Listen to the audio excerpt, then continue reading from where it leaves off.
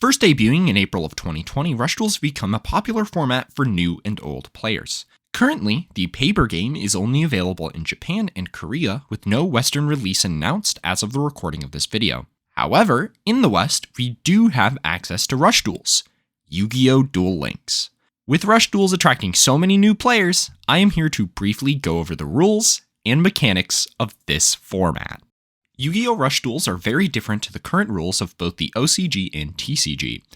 First, both players start off the duel by drawing 4 cards.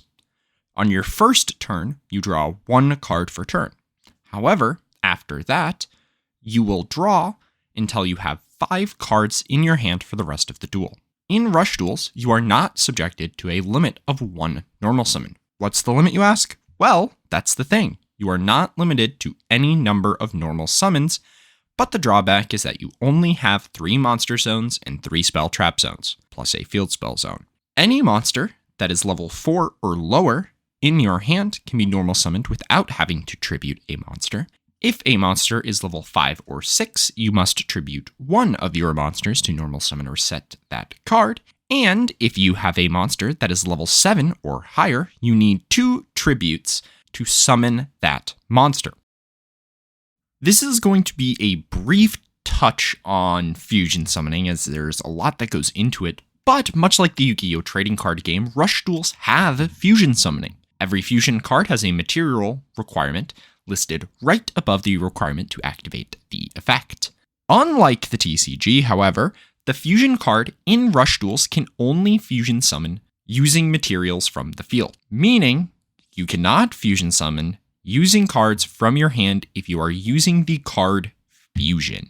Fusion cards are not stored in the main deck, but rather within the extra deck, just like the TCG. There is a couple instances where there are fusion cards, such as Seven's Wonder Fusion, or whatever it's called. I can't remember off the top of my head. But there are cards like that that can bypass only having to use it in the hand. So make sure you keep that in mind, that this is a very brief touch on the fusion mechanic.